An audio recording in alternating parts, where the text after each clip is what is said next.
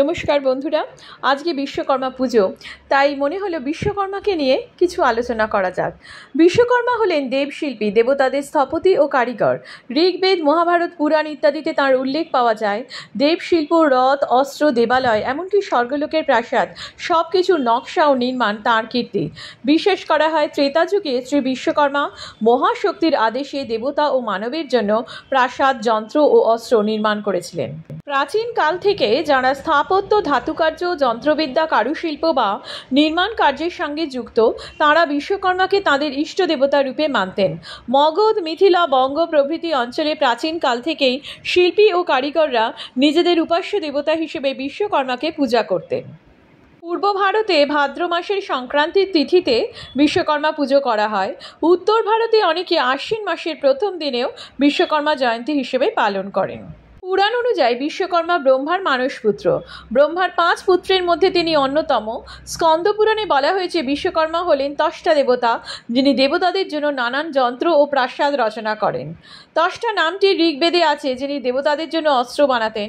তাকে স্বর্গীয় স্থপতি বলা হয় কারণ দেবতাদের নগরী ইন্দ্রপুরী, দেবরাজ ইন্দ্রের বজ্র, বিষ্ণুর সুদর্শন চক্র, শিবের ত্রিশূল সবই তাঁর কারিগরি। বলা হয় মহাভারতে বর্ণিত সমুদ্রের বুকে শ্রীকৃষ্ণের স্বপ্নের নগরী দ্বারকাপুরী নির্মাণের দায়িত্ব ছিল বিশ্বকর্মার।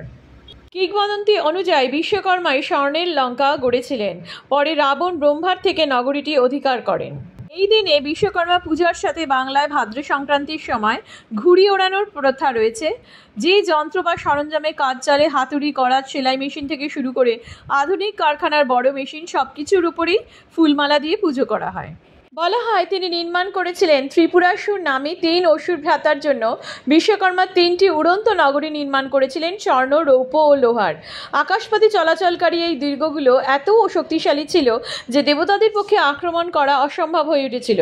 শিবের ত্রিপুরারি রূপে ধ্বংস করার আগে পর্যন্ত এই দুর্গগুলো দেবতাদের জন্য ভয়ের কারণ ছিল।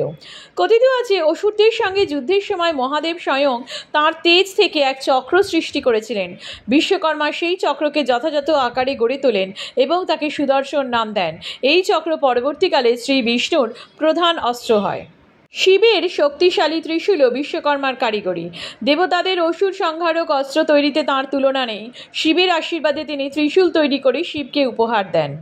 বিশ্বকর্মা পূজা শ্রমজীবী সমাজের আত্মমর্যাদার উৎসব। পুরাণ কথা যতই দেবলোকে সীমাবদ্ধ হোক, এই পূজা আমাদের মনে করিয়ে দেয় মানুষের শ্রম ও প্রযুক্তি, সৃজনশীলতা ও কারিগরি দক্ষতায় সভ্যতার মূল শক্তি।